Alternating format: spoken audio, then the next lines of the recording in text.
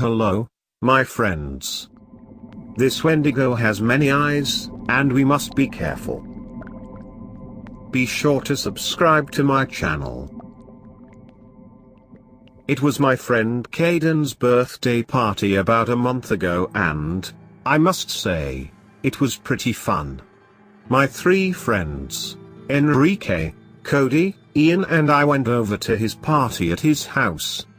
We went there on a Friday and stayed over for the night. We played video games, ate cake and, best of all, drank a crap ton of soda. This fun ensued until 3 o'clock in the morning when his dad finally told us to lie down and fall asleep.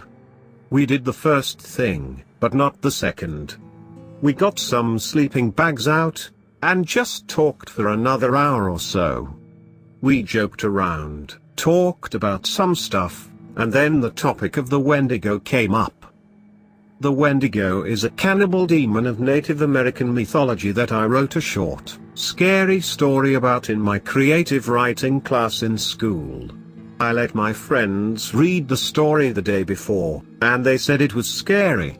But I figured they were more scared by the picture on the cover page than the actual story. The picture sure was frightening. It showed the portrait of a Wendigo, the skull-like head of a deer placed on a human-like, bipedal body, with long, narrow arms and fingers, and crouching, long legs with hooves like a horse. The body looked like it was rotting away as if the Wendigo was a corpse. It had blood dripping from its long, sharp teeth. Enrique loved the fact that the Wendigo scared Cody and Caden so much. He basically teased them in the black of night that it was coming to possess them, turning them into cannibalistic spirits. Shut up. They would tell Enrique. Seriously, shut up.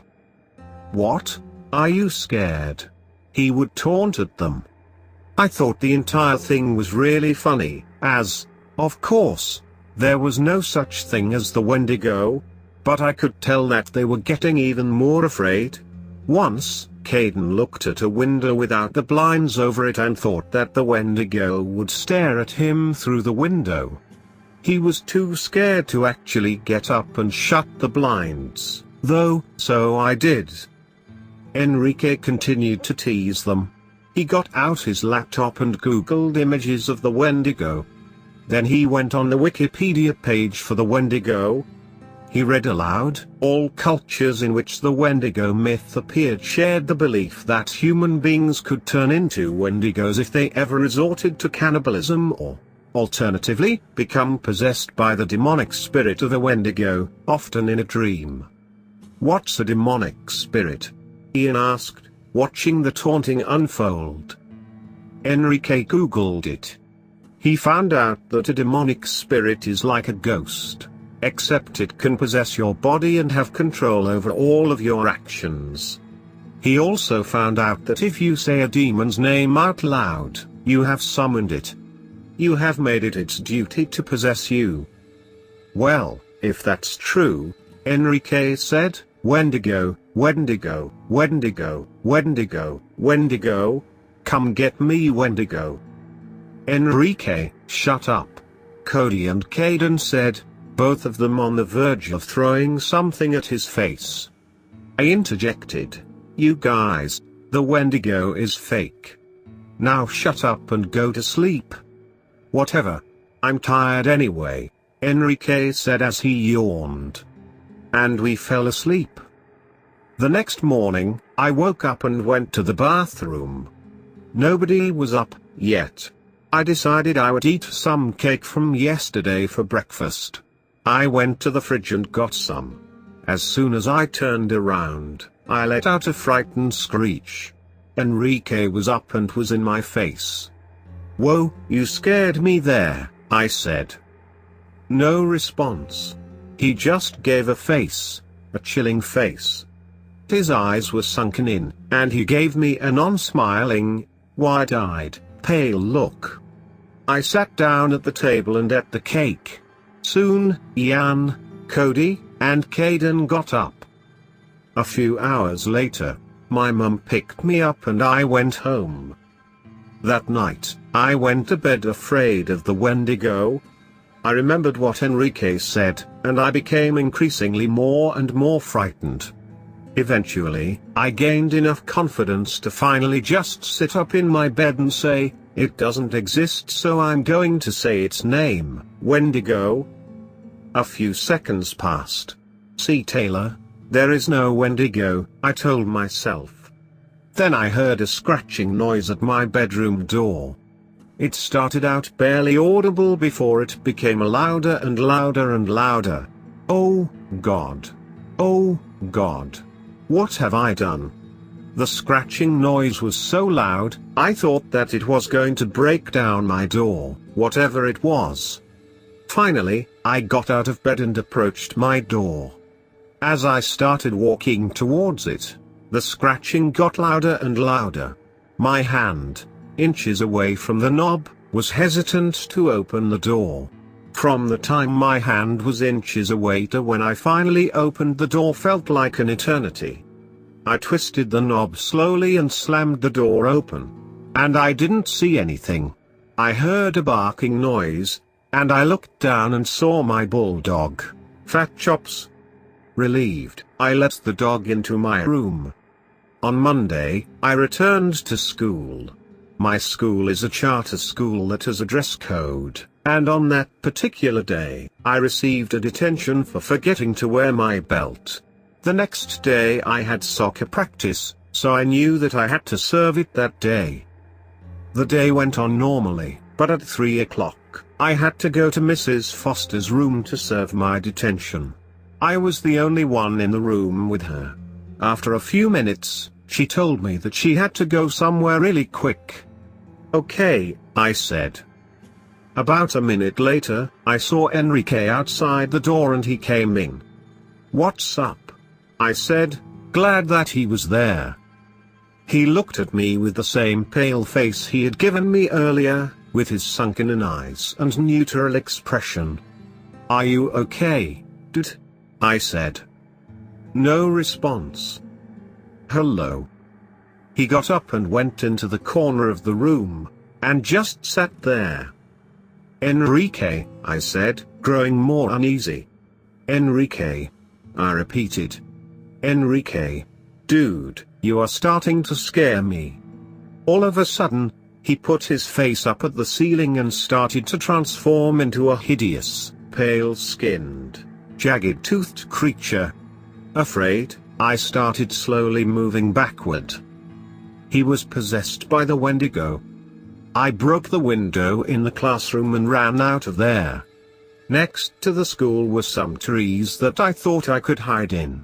I ran probably 100 feet to get into the trees. As soon as I got into the foliage, I hid behind a tree trunk that was wider than me. I was afraid to look back at the school. But slowly, I turned my head backward.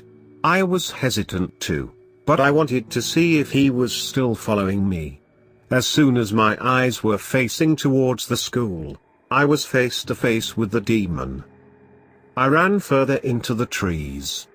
They were covering up the sun, so it got darker. The air was very humid, yet cool breezes came by. Eventually, I think I lost him. It felt like I had been running from the demon for hours. Sure enough, I looked at my watch and it was already 7 o'clock. Even though I had lost my pursuer, I still bit my fingernails in terror. Finally, I got out of the forest. The trees led me to a road, lit with one streetlight. The road only had a few houses on it. I started walking down the road, looking down. When I raised my head, I saw, under the streetlight, my bulldog, Fat Chops. I ran to her and started petting her. "Who's a good girl?" "You are, yes you are," I said in a baby voice. "What are you doing down here, Fat Chops?" "Huh, what are you doing?" She started whimpering. I looked behind me, thinking that maybe she was whimpering because of something out of my field of vision. I was hesitant to look back, but I slowly turned my head and saw nothing. "Oh, "It's okay, girl," I reassured her. I started walking down the road, as Fat Chops followed, and as I started getting further away from the streetlight, it got darker and darker. Eventually, I saw another streetlight. Still, I kept on walking and saw another light further down. Finally, I passed 5 of these posts and, underneath the light, looked at the time on my watch. It was at 9 o'clock. I had been on that road for 2 hours. I started running, in a hurry, and looked behind me. Fat Chops was nowhere to be seen. So, I started running back, looking for my dog. "Fat Chops!" I would call out. "Fat Chops!" As I went under another streetlight, I looked at my watch. It was 12 o'clock. That seemingly short period of time was 3 hours. I went up to the light pole and saw a missing poster for me. Past the streetlights, I looked at the house in front of it. It looked exactly like the houses I saw before. Dazed, I started running as fast as I could. I got to the next streetlight, checked the time and saw it was 1 in the morning, even though it felt like 5 seconds had passed. I ran further, and eventually, the streetlights came closer and closer together. I looked down at my watch. Each minute passed in a fraction of a second. Finally, my clock read 3 a.m. and stopped. It was the devil's hour. Suddenly, I tripped on something and fell in the street. As I regained my footing, I looked down the street and saw a pair of very tall legs. As I looked up, I saw them connect to a skeleton-like body with long arms and slender fingers. And on top of that body, the skull-like head of a deer. "Come here," it said in a raspy, devilish voice. My body froze, and it started coming closer and closer and closer. It was right in my face, but then I regained my muscle movement. I fell back to the pavement, closed my eyes, and just hoped I would make it out alive. As soon as I opened them, it was morning and I walked back to my house. And my mum sure was happy to see me. "Taylor, we missed you so much. Where have you been?" she said, as I walked in. It was hard to tell her the story about what happened, so I didn't. "Do you know where Enrique is?" "He's been missing, too," she told me. I simply nodded sideways. They never did find Enrique. Nobody knows what happened to him. But I do. The Wendigo hasn't quit, either. At night, I constantly hear whispering in my ear. My window gets knocked on. I have nightmares about it. But before it can possess me in my dreams, I always wake up. I always fight for my body. Well, I'm not going to fight for it tonight.